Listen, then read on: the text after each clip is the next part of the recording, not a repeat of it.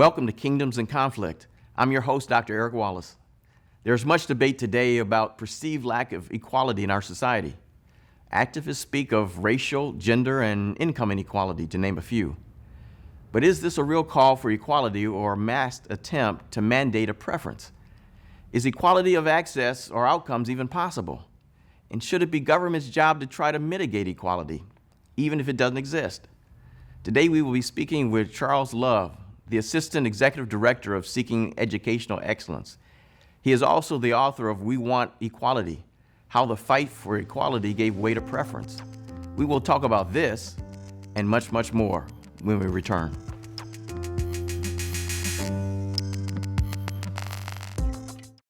Never before in America's history has there been a more desperate need for a unified voice to fight against the moral decay of our nation. Liberal progressives are pushing an agenda to destroy Judeo-Christian values, and mainstream media and other institutions are promoting the depravity of our nation. At Freedom's Journal Institute, we stand with those who are becoming marginalized simply because of their biblical faith and values. Like you, we are troubled by the racial and political unrest in our society. With the launch of our new online community, the Alliance of Freedom Fighters, we have risen to the challenge in the battle for life, liberty, and the pursuit of holiness. When you join our community, you will get access to FJI's digital libraries and information sharing portals, the ability to collaborate with other Alliance Freedom Fighters on both national and local community projects and issues, as well as needed support, encouragement, and best practices to champion our shared ideas and values. Go to allianceoffreedomfighters.com and become a part of the Alliance.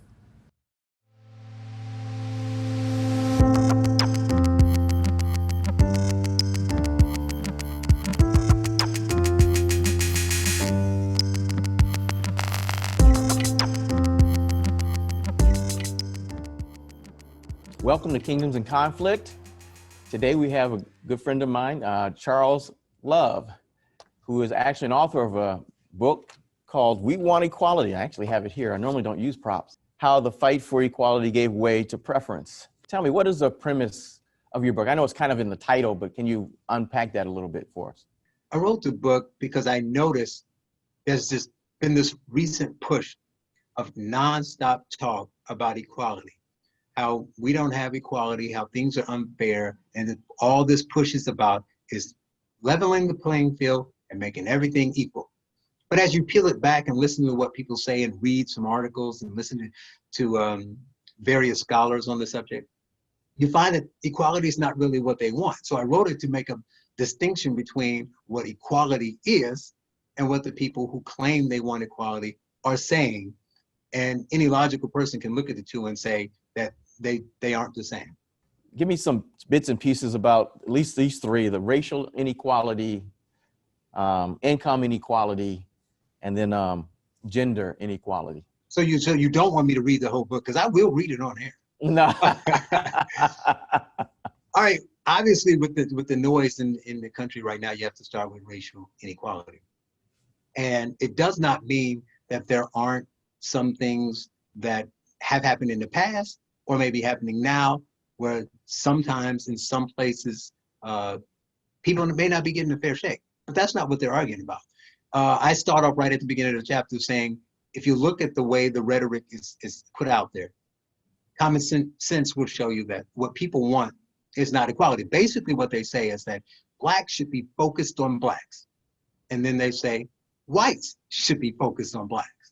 So really what you're saying is everyone should be focused on blacks. And even if I give the left the argument, which I typically do, because what they profess and what they argue in their points simply don't make sense when you measure them out. So there's unfairness and racism and things against blacks, and you want to fix it. So if you tell everyone they need to focus on black people, it doesn't really matter whether you're right or not. Is it equality? It cannot be equality if people are supposed to focus specifically on one group by ignoring another group or making that the focus. So if you're doing that, whatever it is, it's not equality. So that's what I argue. So when you start with racial equality, you have to say, are you talking about treating the races the same? Is that what you mean by that? And it really is not. It's what they don't really want equality. What they want is justifiable inequality. That's the term I use in the book, because you want to say, you want to right wrongs. That's why they have terms like restorative justice. They want to say, this was done unfairly, now you need to fix this. So I may not agree with it, you may or may not agree with it, but my argument from its premise is to say, let's start from the same page. So before we get into whether it's right or wrong or we agree with it, we have to say, is this equality? And it's simply not. So if you want, do you want equality or do you want to fix the past? You can't do both. Right, and you can't fix the past because the past is the past. You can't go back and try and right wrongs that were done. I mean, it's almost like the whole, reparations piece, that somehow we're gonna pay people who were never slaves with money from people who never owned slaves, and somehow call that justice. It doesn't make sense to me. So when we talk about income inequality, what do we mean here, or what are people looking for here? Well, again, they say they want income equality. They say that there's income systemic. They love the word systemic. There's systemic income inequality in the country that needs to be fixed. But so you just simply say to them, because, and what I find is very few people challenge them in this way. It's either yelling at them because you disagree, or just blindly following them. Well, if they're upset, give them what they want. What we need is a medium approach. I call them surface thinkers, because they don't dig deep, right? So it's like, when they say that to me, I just simply say, there's income inequality, and you say it's systemic. Name the system that's in place that is legally keeping people financially disadvantaged. And they're silenced because they can't think of one. What they'll say is minimum wage, people make less, these jobs are hard, this, that, or the other. We need jobs, we need this. Some of that stuff may be true, but it's not a system, right? The system would mean, even if you have the same level of skills, opportunity, education, experience, you won't get the job specifically because you're Black. And there's nowhere where you can say that's the case. So now, what is the problem? So the problem tends to be, a lack of skills. I always kind of grimace when I hear people say in certain areas that they have a unemployment problem. And they'll say, they stand up and they scream, we need jobs. And I'm like, no, you're starting on the third or the fourth rung of the ladder. What you need is skills. If someone were to bring a brand new company to the community and say, we're going to give you tax breaks, but you have to hire your people from that neighborhood. They'll hire some, they'll bring some people in, they'll hire existing companies, they'll move people from other organizations. But at some point, they're going to get to the point where they simply say, they don't have enough people in the area with the skills that they need to do the job to hire from here. And it's that simple. So the fix, you would think, would be to identify the problem and then take people within the community, benevolent people who want to give charity, and people who are successful, people in the middle class, to come back and offer what is missing and fill that gap. But that's not what they want. They want the government to fix the gap. And the government has never been purposed to do that and never been qualified to do it. So we just get in this perpetual cycle and it never gets fixed. Yeah, I look at income inequality, and I think it was Thomas Sowell or either Thomas Sowell or Walter Williams will talk about how there's always income inequality. I mean, there's no such thing as income equality.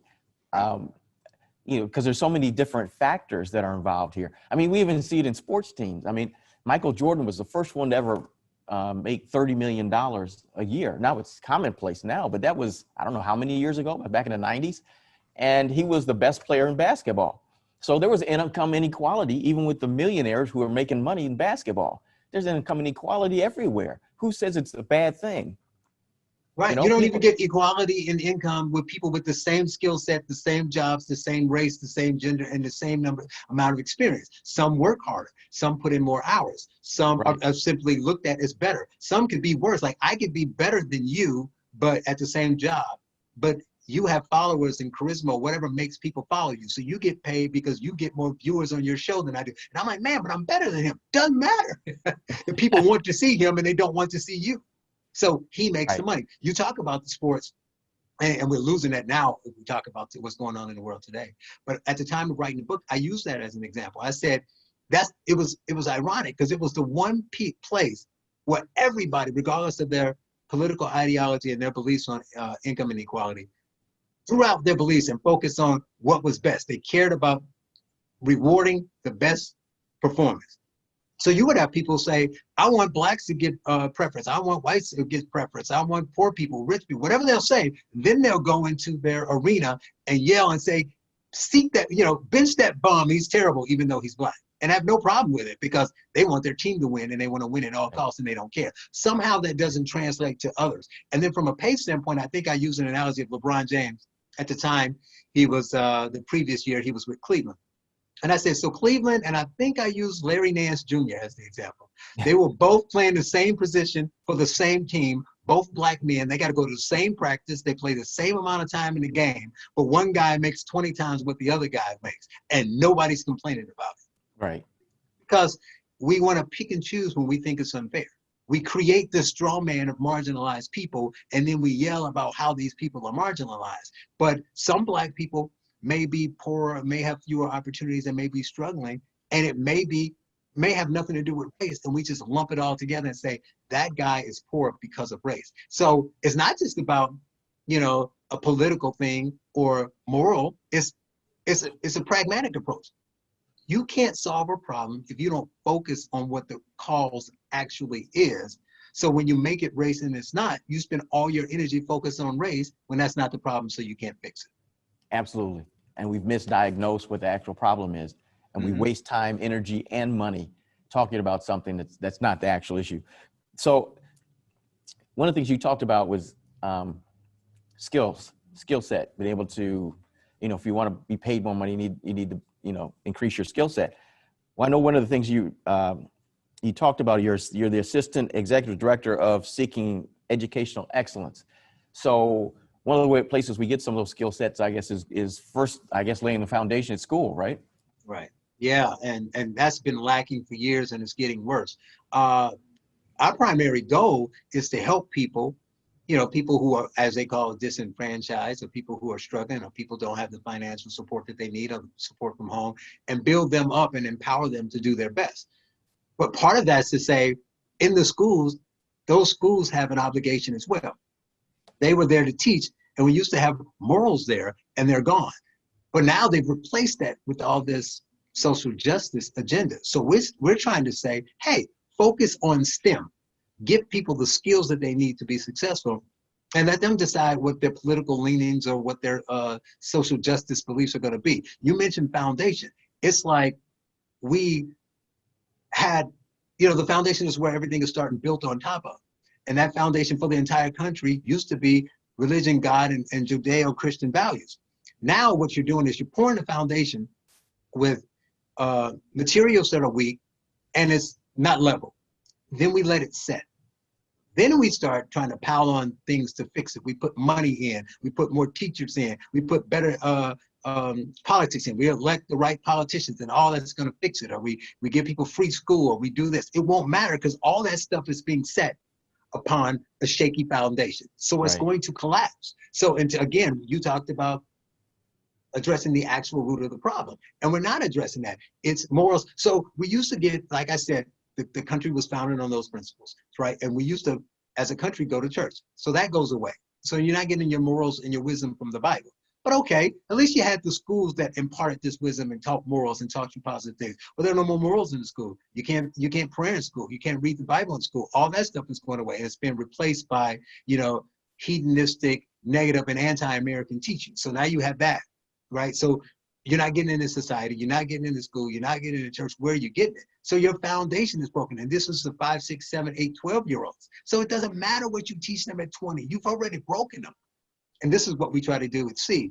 We try to take those people before they get lost and empower them to focus on positivity, creative thinking, and skill sets.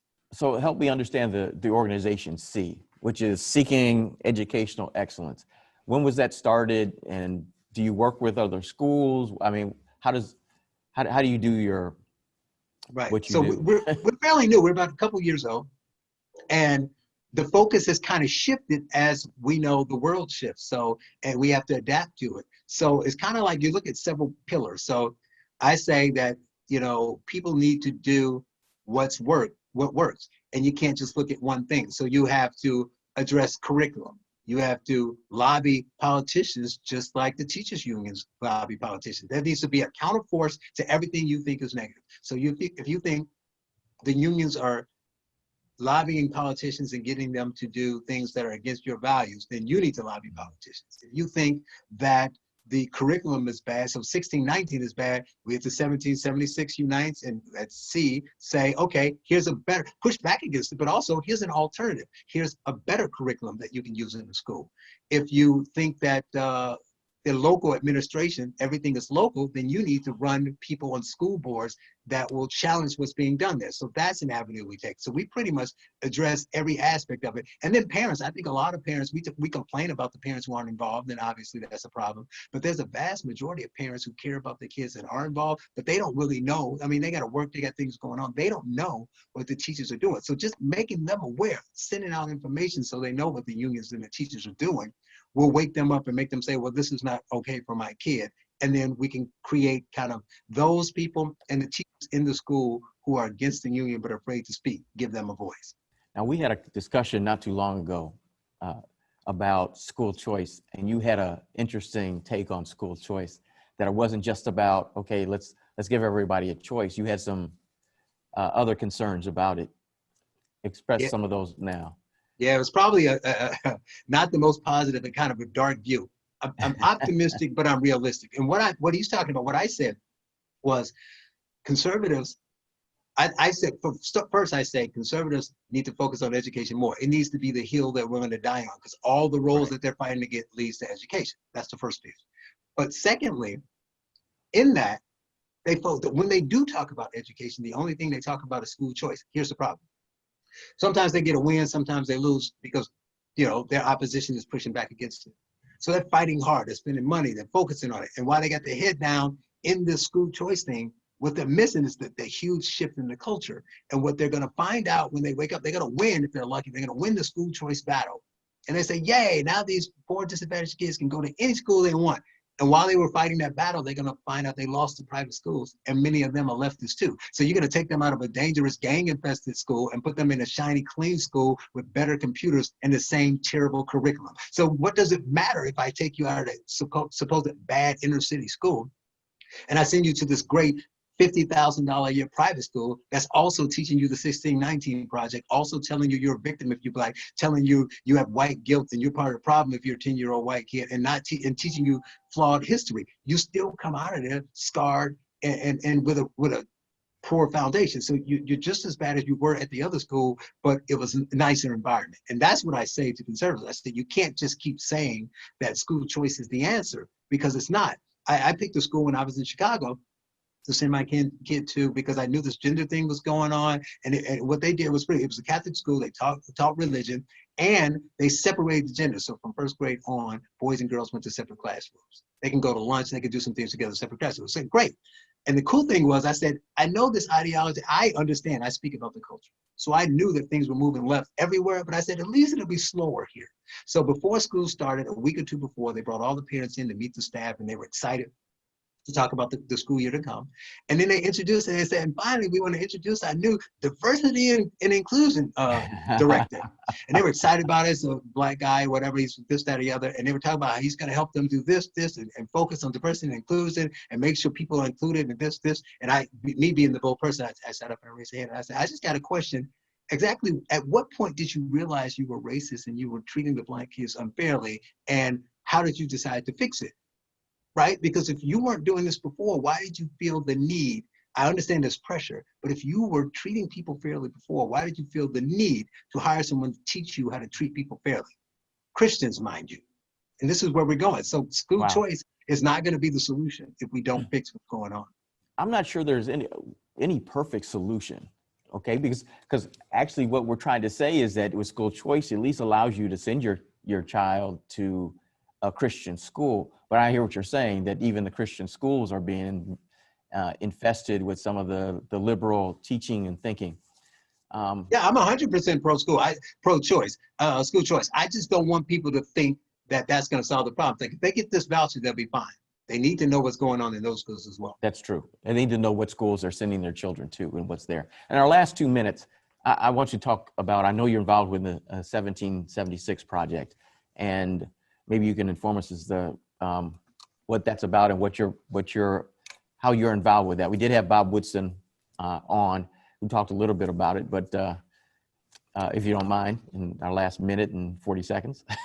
Well, yeah, well, it's great. It's basically the anti-1619 project. The 1619 project, as you know, is the New York Times project where they tried to rewrite history based on, even if you, like I said, give the left their views and just give them, believe that what they're saying is true, their response is still wrong. So they say that the country wasn't founded in 1776. They say what's taught in schools is skewed history. And their solution to that skewed history is to skew history. So they'll say that the country was founded in 1619 because that's when the slave came.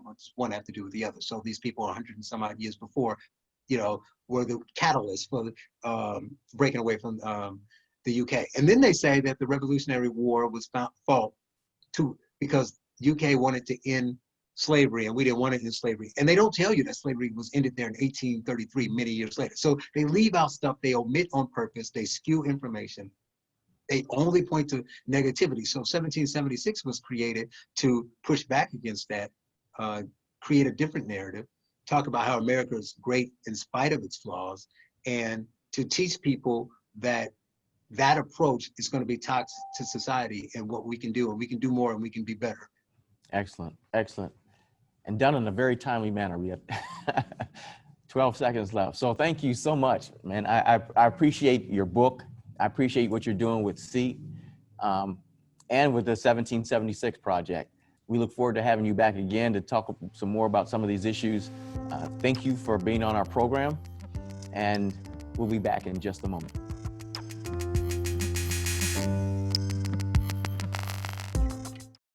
Never before in America's history has there been a more desperate need for a unified voice to fight against the moral decay of our nation.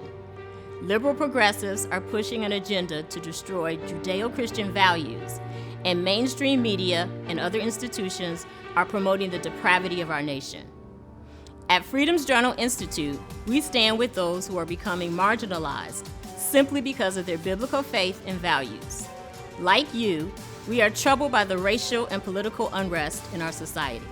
With the launch of our new online community, the Alliance of Freedom Fighters, we have risen to the challenge in the battle for life, liberty, and the pursuit of holiness. When you join our community, you will get access to FJI's digital libraries and information sharing portals, the ability to collaborate with other Alliance Freedom Fighters on both national and local community projects and issues, as well as needed support, encouragement, and best practices to champion our shared ideas and values. Go to allianceoffreedomfighters.com and become a part of the Alliance.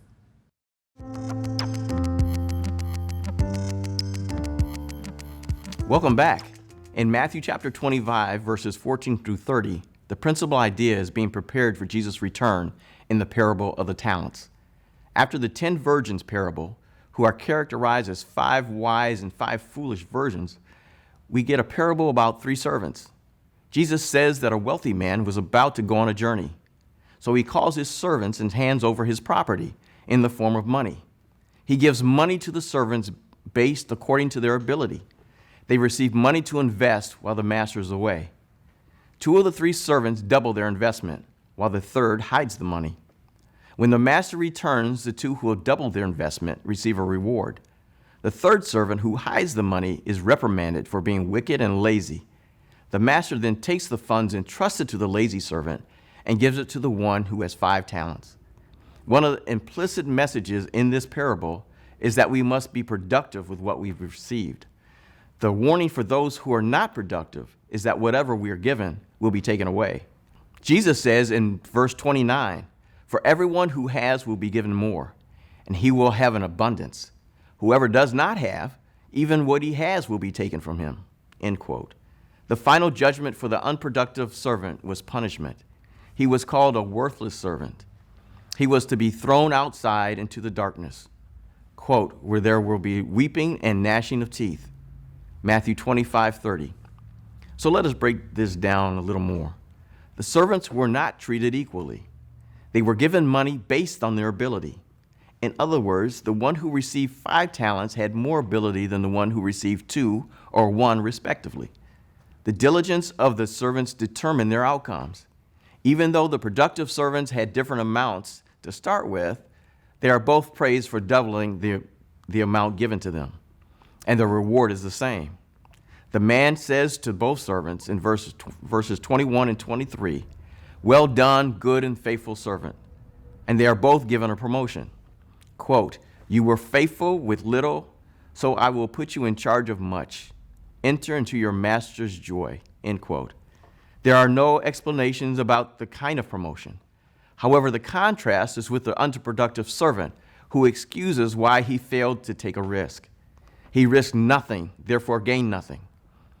It was a lost opportunity. In burying the money, he lost nothing, but he gained nothing as well. One more observation. The diligent servants were wise enough not only to put in their own effort, they were also smart enough to use the money to make more. In other words, the servants and the money were both put to work. The master's complaint to the lazy servant was that he could have at least put the money to work, earning interest in a bank. In this one parable alone, we see a few of the variables that make equality unattainable. Each person has particular abilities, natural or learned. Employers will only entrust you with a responsibility for which they think you are ready. If you knock it out the park and prove yourself competent, you will receive more responsibility. If you blow the opportunity, you will not be promoted and possibly fired, eventually losing what you think belongs to you. Jesus uses these business principles to explain the kingdom of heaven. God expects us to be fruitful and work until he returns. The parable of the 10 virgins, the 3 servants, and the righteous judge should tell us that opportunity abounds, but it is not equally applied or responded to. Thus, equal access and equal outcomes are not possible. We come from different walks of life with different abilities, education, desires, physical stature, the times we were born in, environments, genes, family history, and talents. Among a host of other variables, such as bad choices that we or others made for us, that we don't even know to list.